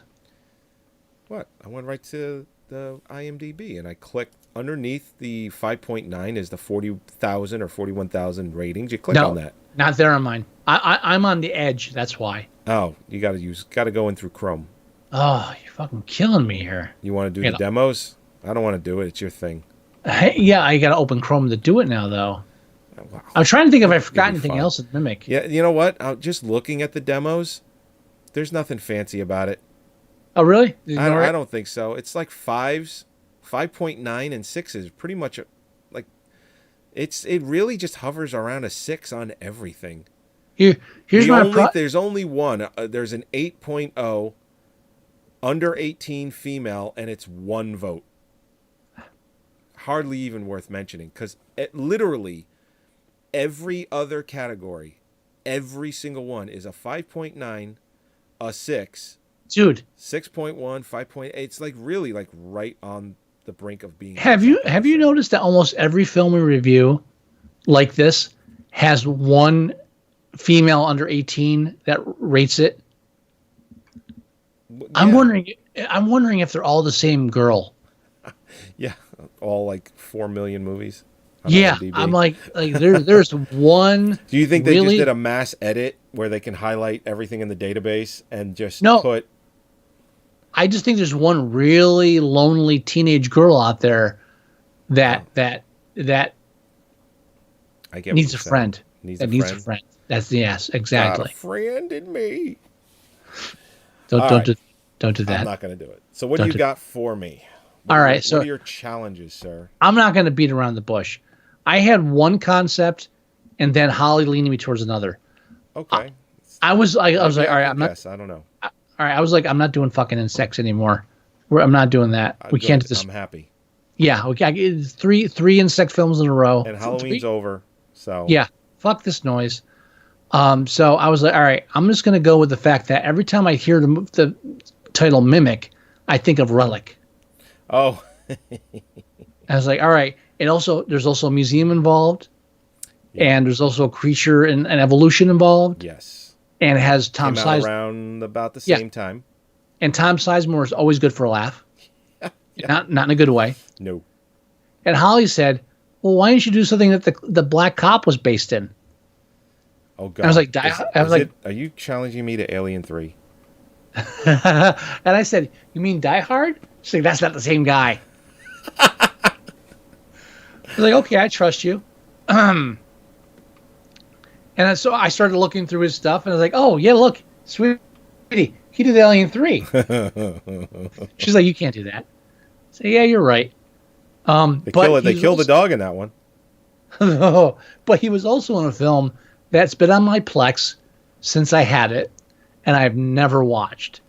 Oh, what the fuck? And I was like, this would be a great excuse to watch this shitty film, and I know Joey will hate me if I recommend it to him. And I think this is the one I want to go with. okay. Without looking at his track record, can you guess what film it I'm is? trying to think. I mean, was this this obviously had to be a theatrical release, or it doesn't It was count. definitely a theatrical release. And it's not You know the Rudy. film. Is it fucking Rudy? No. It's not Rudy. It's not Rudy. Not Rudy. You know the film. I know the movie. Yes, you do.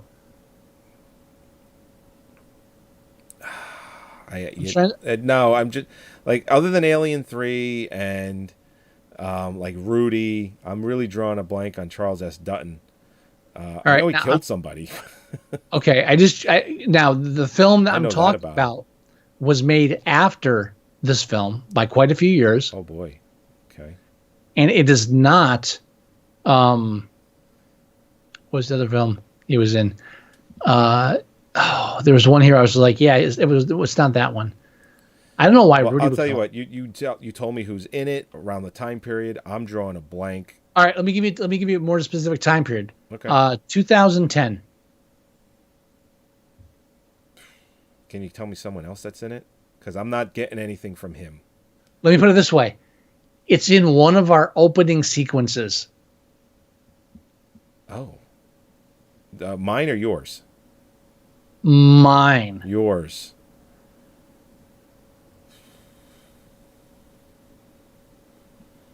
No. Let me give you a visual hint. Okay. Oh, wait a minute. He wasn't in Battlefield Earth, was he? No, but you're close. Yeah. Oh, no. Yeah. He was in the one with the Archangels, right? Legion. Legion. Fuck. I Legion. I was dead set on Relic until I saw that he was in Legion. I was like, there's an excuse to watch that film. Have you ever watched I've it? never seen it all the way through. Me neither. It's perfect. We both seen Relic, right? Oh, yeah. But yeah, it's one of Mare's favorite movies. She Dude, loves that you know fucking what? movie. I saw that in a theater. Oh, really? Yeah. God. Wow. Yeah. And believe me, I love nothing more than to talk shit about Tom Sizemore for an hour. But I think you and I need to buckle down and watch fucking Legion finally. It's been 18 years. I think we're due. 8 years. 8 years? 2010? Oh, 8 years. I have no real concept of time. I apologize. I noticed. 8, 18, whatever. We'll be dead soon. Doesn't matter. Oh my God. Fucking no. I'm hoping that my head can be, placed, in like some sort of special magic liquid, like in Futurama. Yeah, right? Dude, let me backtrack. Last Wednesday, Holly went in for a spinal tap.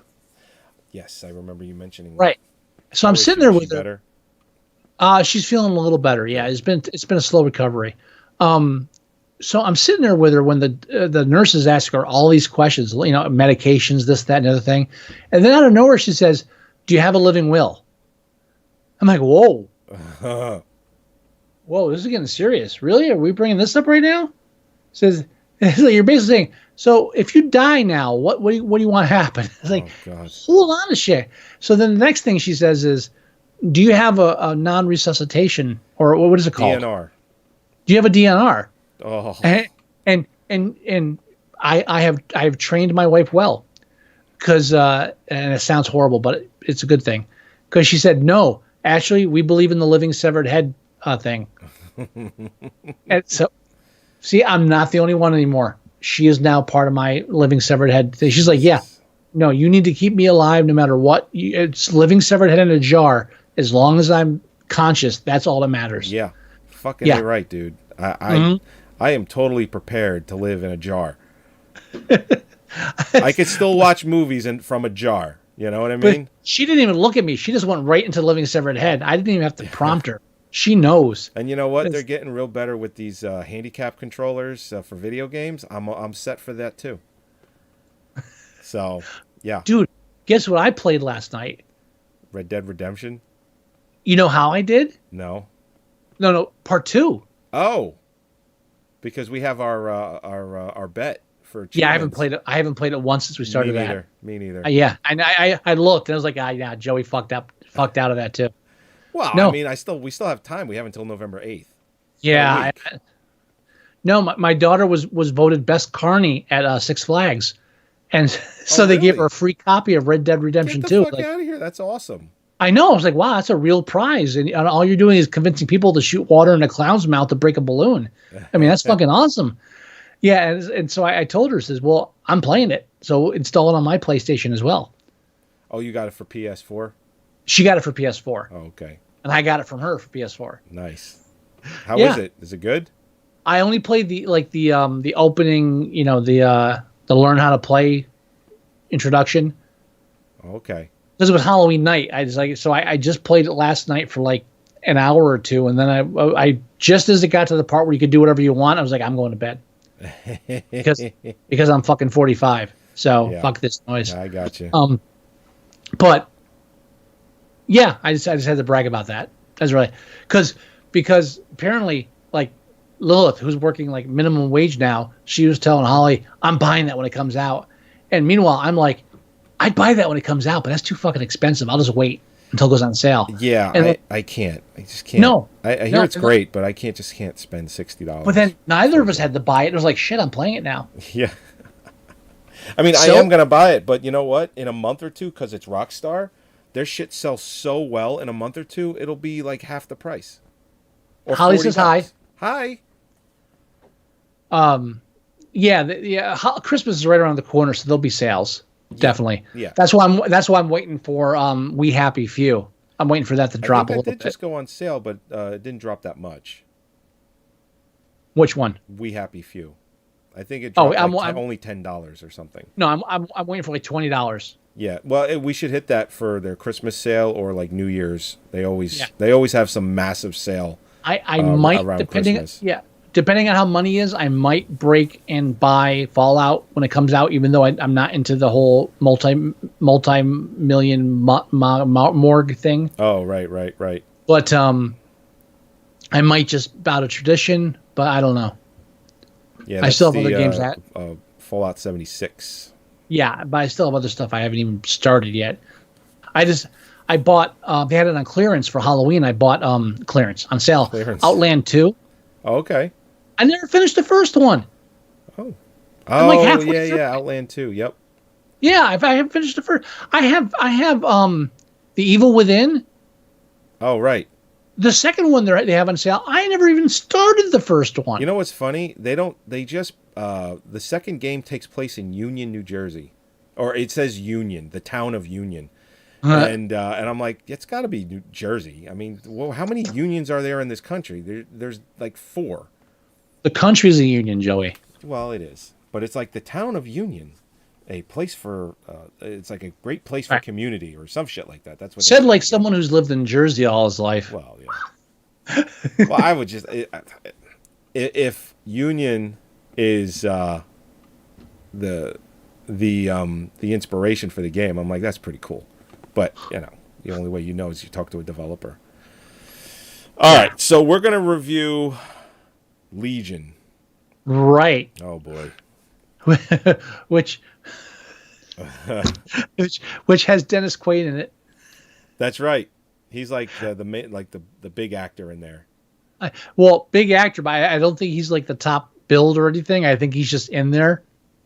No, I think they used him to try and sell this movie. I don't know. I think like when you say top actor, I mean like most recognizable. Oh, okay. But that's probably it.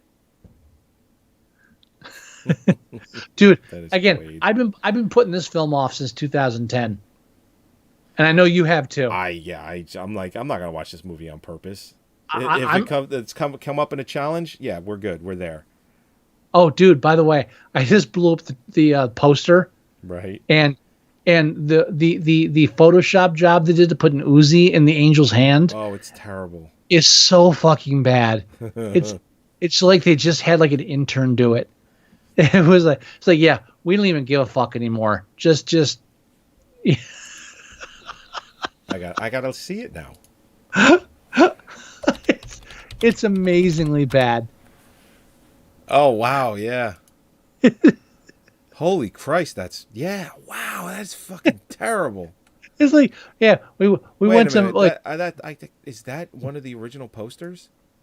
I believe it is. Shit, yeah, it really is. It's almost like they said, hey, it's like whoever's doing is like, oh look, the webpage for Mafia Wars 3 has an image of an Uzi. Let me grab that. And that's Paul Bettany, who is Vision in the Avengers films. And he was Jarvis before he became Vision. He was Iron Man's robot. I like to remember him as Chaucer in A Knight's Tale. A Nice Tale, yeah. Knight's Tale, not A Nice Tale. I know the movie. I know, but you gotta say it right. I said A Knight's Tale. It sounded like Nice Tale. No, please. It is a nice. I'm not the tale. one that's been drinking absinthe all night. Okay. Oh, dude, I had a coworker who saw a film recently. He's like, "Yeah, I thought it was weird. Like they had music that like wasn't from that time period." It's like, "Yeah, anachronistic music." It's like, "Yeah, it's weird." It's like, no, it's actually quite common. I mean, like you've got Lady Hawk, and then A Knight's Tale, and Plunkett McLean. And he's like just staring at me like I just like like I just started talking in Latin. And I was like, never mind, just go back to your fucking job. I said, Oh man, there is a lot of gummy types of special effects where the CGI of they just look like they're made of like the mouth gum. Yeah, it's very just like plasticky and gummy. The minute I saw Legion was on the list, I was like, oh yeah, Joey hates the fucking mouth thing. We got to do this, dude. Got to do this. The mouth thing, it's so fucking bad. And I hate it's it like so fucking much. And I could see from 2 still shots from the old lady in the diner and the dude from the opening of the show. That's it twice, and I can guarantee you it's done way more times in the movie. Yeah, it's one of those things too, where it's like my Plex account, I get to choose what's on it, and this movie's on it.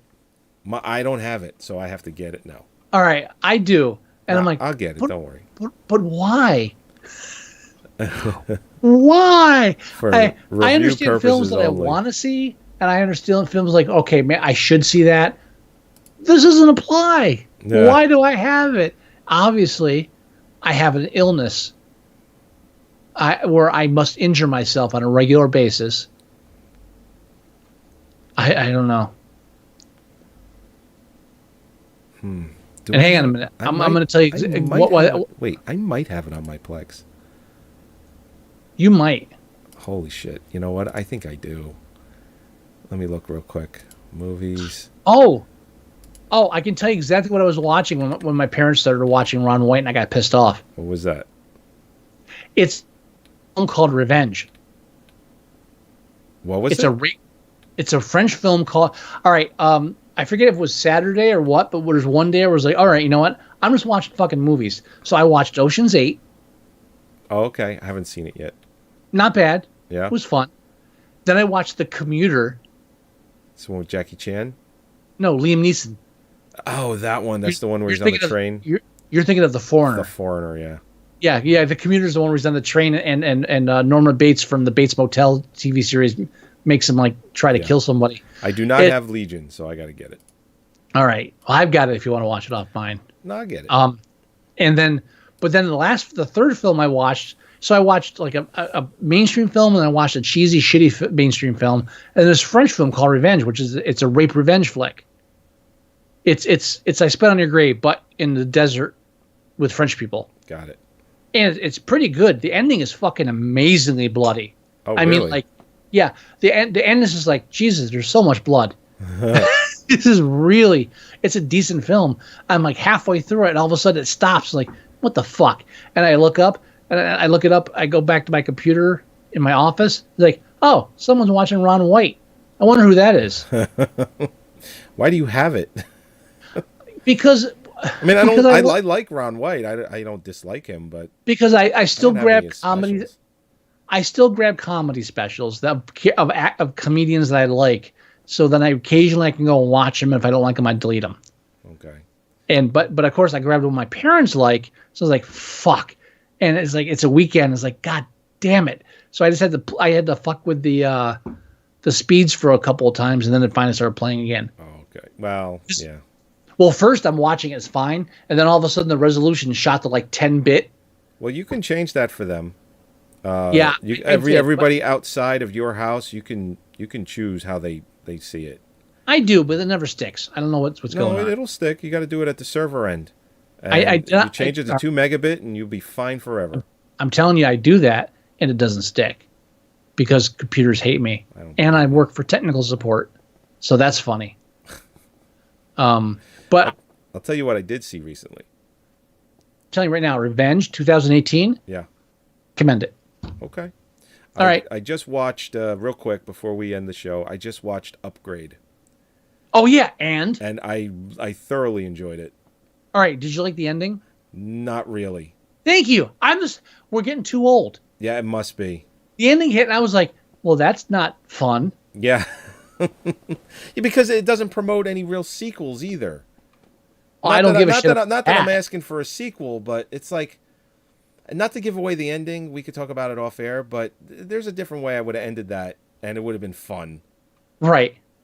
So, Well, here's the hypocrisy in our views, because we were just talking about Mimic, and I was talking about how the ending would be great if the husband died, and the woman realized that she was going to die childless, but had to raise this autistic kid that she didn't even know. right. And that this was a portend for the end of humanity. But with Upgrade, I was like, well, this is a downer. So obviously my priorities are all fucked up. All over the place. Yeah.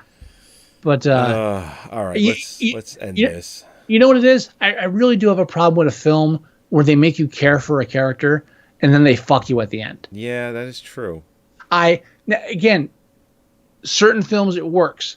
Miracle Mile. Ex Machina works in that. Ex Machina. It works there too. It works really well in that. Right. But for some reason, Upgrade, I was like, couldn't you end more like Hardcore Harry did? Or Hardcore Henry? Yeah. Yeah. I was like, that's a better ending. And even as I'm thinking, I'm like, you pussy. The fuck's your problem? This is a perfect film. Shut the fuck up. It's like, but I don't like the ending. Shut up. And I start hitting myself and everything. It's all awkward. Everybody. And I'm crying in the shower. What? Don't cry in the shower. Okay. Thank you, as always, for joining us for another episode of Movie Sucktastic, episode 284. Pretty sure That's a lot. Yeah, it's a lot. So you can go to our website at moviesucktastic.com. You can download the show there. You can listen to the show there. You can join us live every Thursday at 8 o'clock and hang out with us while we review something and just tag along. It's a lot of fun. You can go to our Facebook page. It's facebook.com/moviesucktastic. Everything we post from when we go live to trailers to just whatever we think is fun or cool goes on there. Like, for instance, I downloaded Penitentiary 2, and I have to take a screenshot from the opening because they use a Star Wars scroll in there. And I'm like, wow, this is way out of fucking place. But in the beginning, the main character is talking to his sister, and it says funky music playing. And I'm like, I gotta take a screenshot of that. And I gotta put it on the Facebook page. Oh, dude, recently there's been some great... we've been putting on subtitles for some of these films because the accents are so thick. Right. And sometimes some of these... and these are closed captioned for the hearing impaired. Okay. Like on Netflix. So sometimes the descriptions are just fucking awesome. They are. I my favorite is still the one I have that was on our that I put on our Tumblr page from Night of the Comet. Oh yeah. When they're shooting the machine guns and it's just a girl holding her ear and it says Cox. You can go to our iTunes. You could download or listen to the show there. If you go there, make sure you leave us a review. We always appreciate it. You can leave us email. The address is themovieguys@moviesucktastic.com. If you want to leave us voicemail, which we will play on the show, as we will leave your email too. That's 908-514-4470. And you can download the free app for your Android device. 100% free. Everything I said is in there, and it's pretty awesome. You should get it. It doesn't work. Stop. They don't know that. They're going to know when they can't find it. Yeah, well, they're going to find out that it's going to be working eventually. So when they listen to past episodes, we don't have to do this every time. If you get me that fucking code. I know. I'm trying. Fucking busy. Preparing for a massive upgrade is going to take 2 years of my life. Anyway, and that's it. Do you have any words of wisdom, Mr. Wilson? Oh, fuck, I had something and I forgot it. It was good, too. What was it? Mr. Damn Funny it. Shoes. Mr. Funny Shoes. Yeah, I can go with that, but it doesn't feel right. No? It's okay. Hey, yeah, it's whatever. Guillermo. It's an average ending for an average movie. Guillermo. Del Toro. All right, everybody. We'll talk to you next week. Bye. Bye. Guillermo.